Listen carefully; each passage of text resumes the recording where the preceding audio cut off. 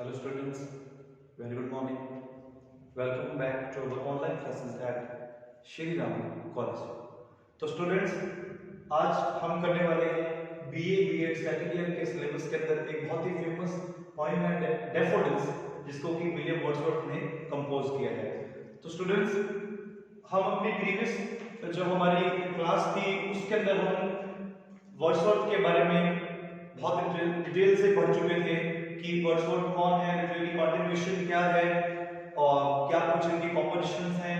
उसके बाद में हमने पोएम के स्ट्रक्चर के बारे में बात की थी, हमने पोएम के बैकग्राउंड के बारे में बात की थी, हमने पोएम का सोर्स, उसकी इंस्पिरेशन क्या है, टाइटल के बारे में हमने बात की थी।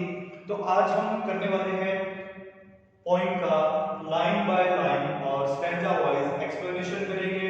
हम इस पोएम को समझेंगे, what Wordsworth is wants to actually convey in this poem through beautiful lines। इन बहुत अच्छी लाइनों के द्वारा वर्ड्सवर्थ हमें क्या कन्वे करना चाहते हैं, क्या हमें बताना चाहते हैं।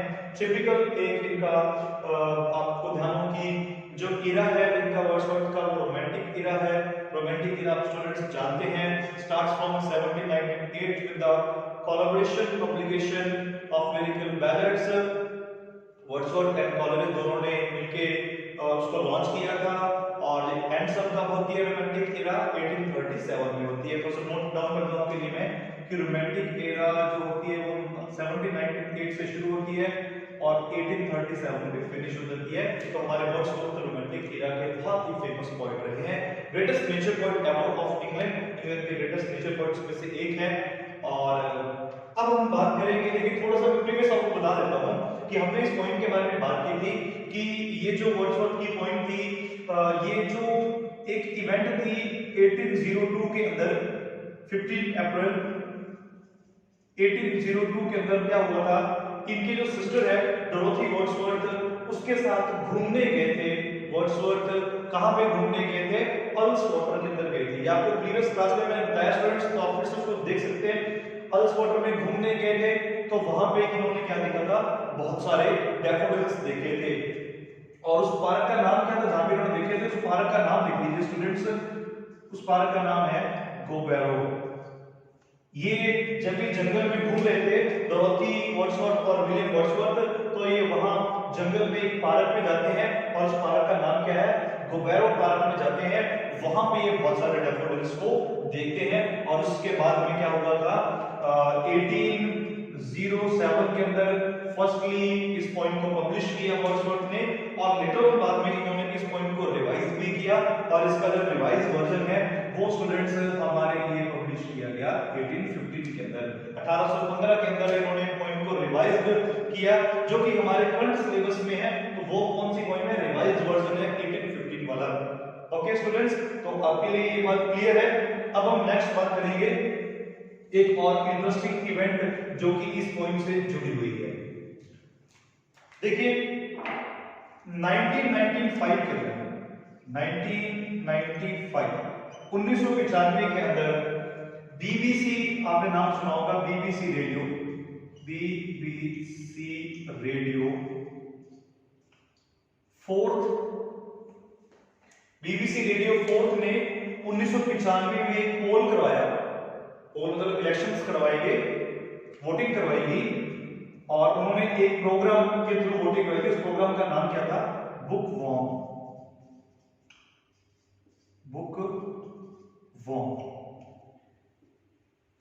देखिए 1995 के अंदर बीबीसी रेडियो 4 के द्वारा एक प्रोग्राम चलाया गया जिस प्रोग्राम का नाम क्या था? बुक वॉर्म था।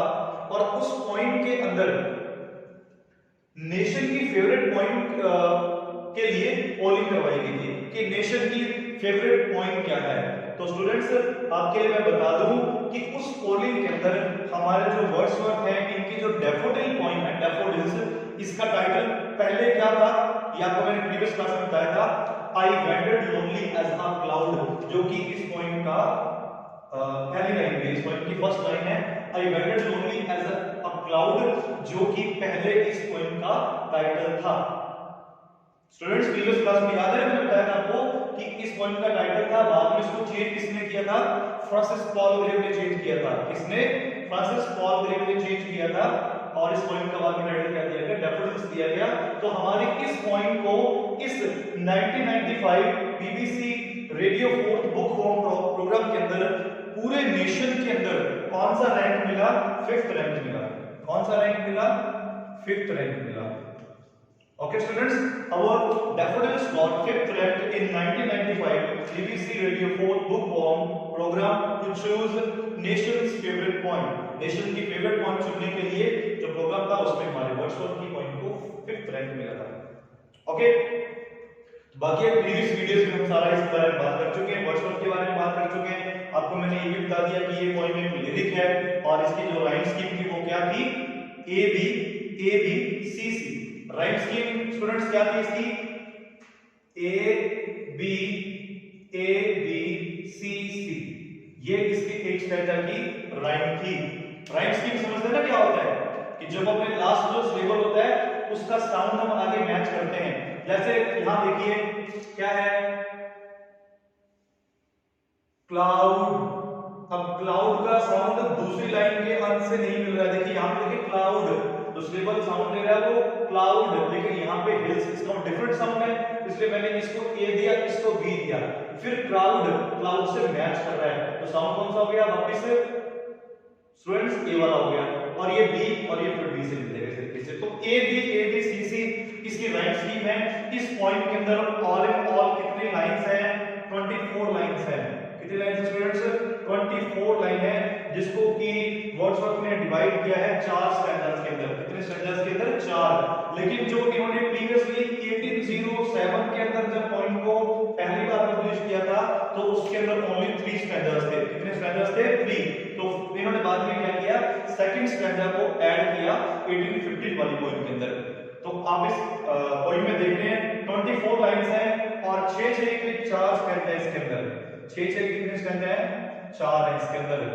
और a group of 6 lines is called a सेस्टेड।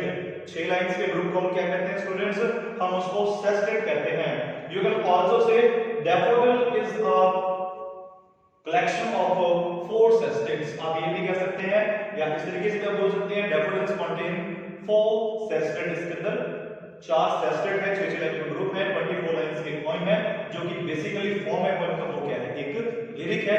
Rhyme scheme क्या है, ए बी सी सी, और सी सी यहाँ पे इसको अपने राइम स्कीम जब मैच होती है तो इसको हम कहते हैं कि ये कॉर्पोरेट है। क्या ये एक कॉर्पोरेट है। ओके, अब हम स्टार्ट करेंगे इसका स्टैंडा वाइज एक्सप्लेनेशन। क्या करेंगे, स्टैंडा वाइज हम इसका एक्सप्लेनेशन करने वाले हैं। यहाँ पे देखिए स्टूडेंट्स प्लीज है, ये टेक्स्ट आपके लिए मैंने लिखा हुआ है। तो अब हम इसको लाइन बाय लाइन स्टार्ट करेंगे। आपको पता है, अच्छा इसके पीछे देखिए एक और इंटरेस्टिंग चीज बताता हूं मैं, क्या था कि वर्ड्सवर्थ इस समय बहुत ही पेंसिव मूड में चल रहे थे।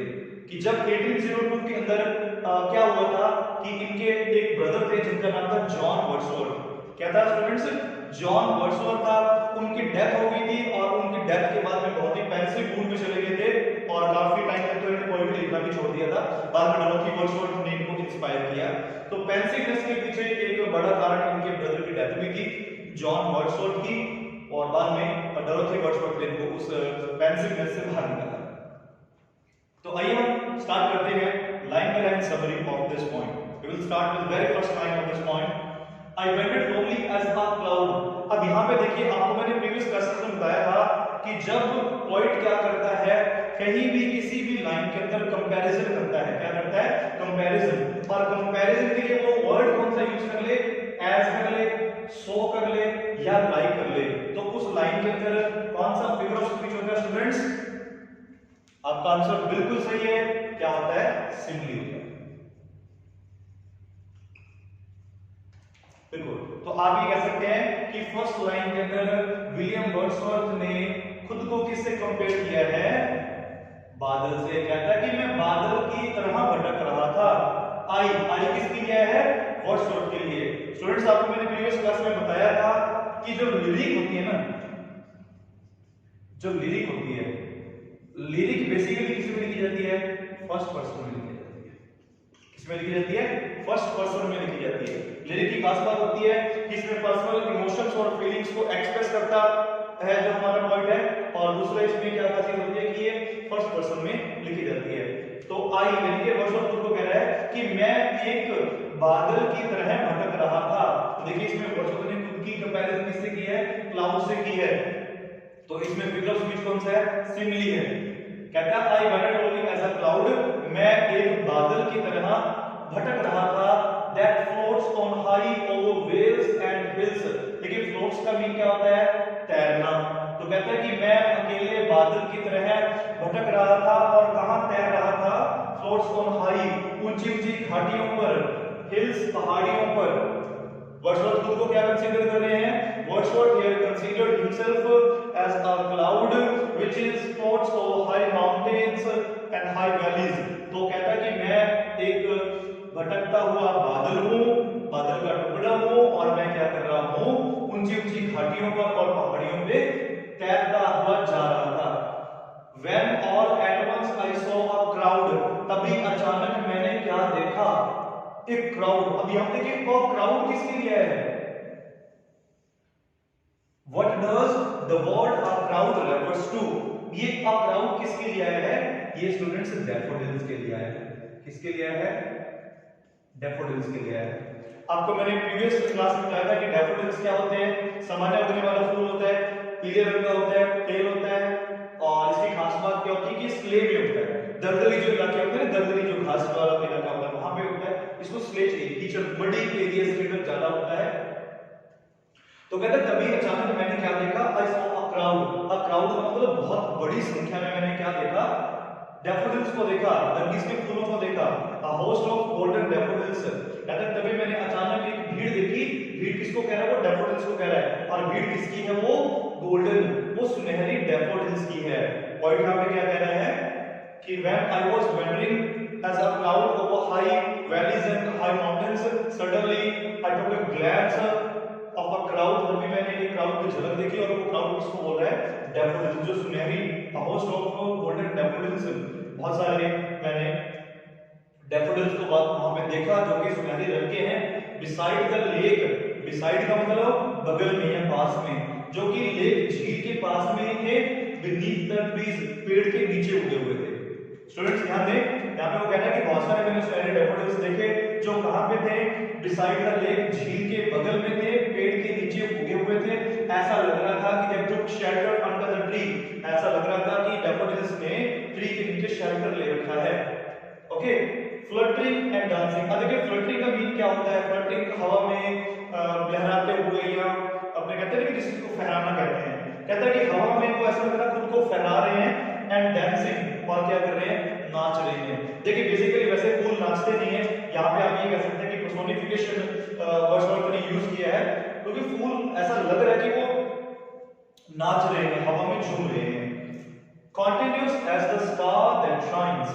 कहता है जिस तरीके से आसमान के अंदर आप नाइट में देखते हैं कि स्टार्स कॉन्टिन्यूसली शाइन करते रहते हैं, ऑल थ्रू द नाइट क्या होता है, जो सितारे होते हैं वो चमकते रहते हैं। कहता है उसी तरीके से डैफोडिल्स हैं, वो लगातार क्या कर रहे हैं, वहां पे तारों की तरह चमक रहे हैं। And twinkle on the milky way, जिस तरीके से आकाश गंगा पे बहुत सारे तारे चमकते रहते हैं, उस तरीके से ऐसा लग रहा है कि उस झील के किनारे बहुत सारे डैफोडिल्स भी चमक रहे हैं।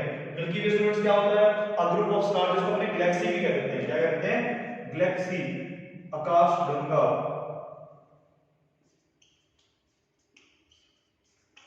गैलेक्सी, आकाशगंगा। जिस प्रकार से आकाशगंगा में बहुत सारे तारे इकट्ठे होकर पूरी रात चमकते हैं, वैसे ही उस झील के किनारे डैफोडिल्स बहुत बड़ी संख्या में है, और वो लगातार डांस कर रहे हैं, हवा में लहरा रहे हैं। They stretched in never ending line। कहता है कि वो इतनी दूर तक फैले हुए थे, इतनी बड़ी उनकी क्यारी थी, आप ये कह सकते हैं। They stretched in never ending, जो कभी खत्म नहीं होगी। ऐसे लग रहा था जैसे मैंने पॉइंट ये कह रहा कि जैसे मैंने उनकी उस कतार को, उस क्यारी को, उस लाइन को मैंने देखा, तो मुझे ऐसा लगा कि इट विल नेवर एंड, ये कभी खत्म नहीं होगी। इतनी ज्यादा बड़ी संख्या में वहां पे लगे हुए थे। अलोंग द मार्जिन ऑफ बे। देखिए बे तो वैसे क्या मीन होता है, बे का खाड़ी होता है, तो कहता है मार्जिन होता है किनारा। कहता है कि जो झील है, खाड़ी वाली जो झील है, वहां पे उसके किनारे बहुत सारे डैफोडिल्स लगे हुए हैं, और ऐसा लग रहा है कि उनकी लाइन कभी खत्म नहीं हुई थी। देखिए यहाँ पे they stretched in never ending line. अब इस लाइन के अंदर आप क्या कह सकते हैं कि वर्ड्सवर्थ ने हाइपरबोले यूज किया है। क्या यूज किया है? हाइपरबोले, इसको हम हाइपरबोले भी कह देते हैं, अतिशयोक्ति अलंकार। देखिए हाइपरबोले क्या होता है? when an ordinary thing is deliberately presented as an extraordinary to sound it better, कि हम इसको बहुत ज्यादा बढ़ा चढ़ा कर बताएं या हम उसको एक्सेजरेट करें, उसको हम बढ़ा चढ़ा कर बता दें, तो उसको हम हाइपरबोले कहते हैं। तो इस टाइम में वो कहता है कि कभी ना खत्म होने वाली एक कतार के अंदर वो लगे हुए थे उस वे के किनारे पर। 10,000 saw I at a glance, कहता है मैंने पहली झलक में कितने देखे? 10,000 देखे। तो देखिए 10,000 भी उसने यहाँ पे क्या यूज किया है? हाइपरबोले यूज किया है उसने। कहता है कि मैंने एक झलक में 10,000 देखे, क्योंकि देखिए एक झलक में काउंट करना पॉसिबल नहीं है। It is next way possible to count 10,000 daffodils in a glance. एक ही झलक में उनको ग्लांस में उनको काउंट करना पॉसिबल नहीं है। तो यहाँ पे भी उसने क्या यूज किया है? हाइपरबोले यूज किया है। Tossing their hands in sprightly dance. Tossing का भी क्या होता है? खाते हुए। आपने टॉस करना, टॉस जैसे क्रिकेट में टॉस होता है, तो टॉस में क्या करते हैं? किसी चीज को उछालते हैं। तो वैसे कह रहा है कि अपने ऐसे लगता है कि अपने हेड्स को हवा में उछालते हुए स्पाइटली डांस, और बड़ी खुशी से आनंद मनाते हुए क्या कर रहे हैं? डांस कर रहे हैं। यहाँ पर स्टूडेंट्स बात हो रही है डैफोडिल्स की। ओके, तो यहाँ पे देखिए हमने इसके दो सेस्टेट्स को हमने पूरा कर लिया है। यहाँ तक इसका पहला सेस्टेट था, ये पहला है, और यहाँ तक इसका दूसरा सेस्टेट था। तो स्टूडेंट्स हमने दो सेस्टेट इसके पढ़ लिए हैं। अब हम चलते हैं इसके थर्ड सेस्टेट की ओर। ध्यान दीजिए students, the waves beside them danced। अब कहता है कि वो जो झील है उसके किनारे जो पेड़ लगा हुआ है, तो वहां पे बहुत सारे डैफोडिल्स हैं, और ऐसा लग रहा है the waves beside them dance, कि जिस तरीके से डैफोडिल्स डांस कर रहे हैं, तो वहां पे जो झील की लहरें हैं वो भी उसके साथ में क्या कर रही हैं? डांस कर रही है। beside them का साथ। but they outdid the sparkling waves in glee। लेकिन कहता है कि जिस तरीके से डैफोडिल्स खुशी से नाच रहे हैं, उनके मुकाबले वेव्स कुछ भी नहीं। कहता है स्पार्कलिंग वेव्स इन ग्ली। ठीक है, कहता है कि जो चमकदार लहरें हैं वो भी फूलों के साथ डांस कर रही हैं, लेकिन जितना ज्यादा हमें डैफोडिल्स सुंदर लगते हैं, जितना ज्यादा हमें डैफोडिल्स खुशी देते हैं, वैसी खुशी हमें वेव्स नहीं दे पाती। या आप ये भी कह सकते हैं कि वेव्स उसके मुकाबले कुछ भी नहीं है डैफोडिल्स के मुकाबले। If we compare daffodils with waves then nothing. A poet could not but be gay. अब कहता है कि यहाँ पे एक पोएट क्या कर सकता है? वो खुश होने के अलावा कुछ नहीं कर सकता। यहाँ पे पोएट किसके लिए आया है? वर्ड्सवर्थ के लिए आया है कि वर्ड्सवर्थ उस समय क्या कर सकता था? he can only be gay, be happy, okay, be thrilled। वहां पे वो क्या हो सकता था? खुश हो सकता था, खुद को उत्साहित कर सकता था, इसके अलावा वो कुछ नहीं कर सकता था। इन सच अ जॉकेन कंपनी। जॉकेन कंपनी किसके लिए आया है? कि डैफोडिल्स की जो कंपनी है ना, जॉकेन यहाँ पे मतलब है कि इतना ज्यादा आनंद देने वाली, इंसान को एंटरटेन करने वाली, थ्रिल करने वाली जो कंपनी है डैफोडिल्स की। कहता है उस कंपनी में क्या कर सकता है? कोई खुश हो सकता है। आई गेज्ड एंड गेज्ड। देखिए गेज का मतलब क्या होता है? एक टक देखना। जब हम किसी भी ऑब्जेक्ट को लगातार देखते हैं तो हम उसको कहते हैं गेज, टक टक लगातार देखना। आई गेज्ड एंड गेज्ड, मैंने बार बार देखा और उन्हीं को देखता रहा, बट लिटिल थॉट, मैं बहुत ज्यादा सोच नहीं पाया, क्योंकि इस समय पोएट इतना ज्यादा खुश था कि वो और कुछ सोच ही नहीं पा रहा था। What wealth they show to me had brought। कहता है कि वो मेरे लिए क्या आनंद लेकर आ रहे हैं और वो कहां से लेके आ रहे हैं। देखिए वेल्थ का मतलब यहाँ पे धन से नहीं है, वेल्थ का मतलब यहाँ से है कि पोएट के माइंड को जो वो स्मूथनेस दे रहे हैं। आपको मैंने क्लास के शुरू में बताया था स्टूडेंट्स कि इस समय पोएट का जो ब्रदर है जॉन वर्सस उसकी डेथ हो जाती है, poet is totally in pensive mood. तो वो कह रहा है कि इस समय ये मेरे लिए जो इस आनंद को लेकर आ रहे हैं, ये कहां से लेकर आ रहे हैं, मेरे को इसके बारे में कुछ नहीं पता, मैं इसके बारे में सोचता भी नहीं। नो बहुत कम सोच, उसके लिए वहां पे सोचना पॉसिबल ही नहीं है। For oft when on my couch I like. कहता जब भी मैं अपने काउच पर सोने वाला जो सोफा है उसका, जब भी कहता मैं वहां पे लेटता हूं, इन वैकेंट और इन पेंसिव मूड, जब मैं खाली होता हूं, वैकेंट मतलब फ्री टाइम, लेजर टाइम, और इन पेंसिव मूड, और जब कभी भी मैं निराश होता हूं। अब देखिए ये कह रहा है कि जब कभी भी मैं अपने काउच पर, अपने सोने वाले सोफा पर लेटता हूं, तो जब मैं खाली होता हूं या मैं पेंसिव मूड, निराशा में होता हूं, दे फ्लैश अ वर्ड का आइकन कहता है मैं अपनी आंखें बंद करता हूं और वो दृश्य मेरे सामने एक फ्लैश की तरह, एक चमक की तरह वापस आ जाता है। मेन पॉइंट ये कहना चाहता है कि जब भी पॉइंट निराश होता है या खाली समय उसके पास होता है और जब वो दुखी होता है तो वो अपनी आंखों को बंद करता है और उसी तरीके से वो जो डैफोडिल्स हैं उसके सामने आ जाते हैं, which is the bliss of solitude, जो कि एकांत में सबसे बड़ा वरदान है, सबसे बड़ा ब्लेस। देखिए सॉलिट्यूड मतलब क्या होता है, एकांत होता है, लोनलीनेस होता है, और ब्लिस का मतलब खुशी वाला पल। तो कहता है कि जब वो एकांत में लोनलीनेस में होता है तो उसके लिए वो सबसे बड़ा खुशी वाला पल बन जाता है। And then my heart with pleasure fills, और कहता है कि तब मेरा हृदय है वो फिर वापस खुशी से भर जाता है। एंड डांसेस विद डैफोडिल्स, और डैफोडिल के फूलों के साथ में ऐसा लगता है कि मेरा हार्ट डांस कर रहा है, मैं डांस कर रहा हूं। देखिए अब ये थी हमारी line by line explanation of this point daffodils. तो आपको बिल्कुल समझ आई होगी, लग रहा है आप इस वीडियो को दोबारा भी देखें आपको और समझ आएगा। एक आपको मैं मेन चीज और बताऊं स्टूडेंट्स कि देखिए बेसिकली वैसे क्या होता है, पोएट्री क्या होती है, पोएट्री इज एन इमेजिनेशन। आप बहुत बार ऐसा देखते हैं कि पोएट अपनी इमेजिनेशन से पोएट्री लिखता है, कंपोज करता है रीडर को एंटरटेन करने के लिए। लेकिन जो हमारी करंट जो हमारी पॉइंट है ना, ये इमेजिनेशन नहीं है, it is based on an real incident. ये एक रियल इंसिडेंट पे बेस्ड है। आपको मैंने शुरुआत में बताया था कि 1802 के अंदर जब उसके ब्रदर की डेथ हो जाती है तो डोरोथी उसको कहां पे लेके जाती है, पल्स वाटर में लेके जाती है, जंगल वहां पे होता है, वहां पे वो गोबैरो नाम के पार्क में जाते हैं और वहां पे जो झील के किनारे वो इनको देखते हैं। तो it is based on a factual description. आप ये कर सकते हैं कि आपको देखी जो चीज थी बाद में उन्होंने इसको पॉइंट के रूप में कंपोज किया, तो it is not an imaginary point. ये कोई काल्पनिक पॉइंट नहीं है, और आइडियाज आर नॉट इमेजिनरी, ये आइडियाज भी इमेजिनरी नहीं है। ओके, अब आपको बता दूं मैं कि जब वर्ड्सवर्थ ने इस पॉइंट को रिवाइज किया था तब 1815 के अंदर, तो तब उसने क्या किया था, तब उसने इस लास्ट स्टैंजा को एज इट वैसे का वैसा लिया था। उसने चेंजेस कहां किए थे, फर्स्ट की लास्ट लाइनों में, और सेकंड उसने पूरे का पूरा ऐड किया था। तो स्टूडेंट्स ये थी हमारी पॉइंट डैफोडिल्स। आपको बिल्कुल समझ आई होगी। आप इसको एक बार देखें, दो बार देखें, हर चीज इस वीडियो के अंदर आपको मैंने बता दी है। इस पॉइंट के स्ट्रक्चर के बारे में, हम पॉइंट के बारे में भी हमने ढंग से बात की है, इसकी लाइन बाय लाइन समरी भी, कहां पे उसने कौन सा फिगर ऑफ स्पीच यूज किया, स्टूडेंट्स आपको मैंने ये भी बता दिया। ओके स्टूडेंट्स, तो आज की क्लास में इतना ही। नेक्स्ट क्लास में फिर मिलते हैं एक नई पॉइंट के साथ। Thanks for watching, have a great day.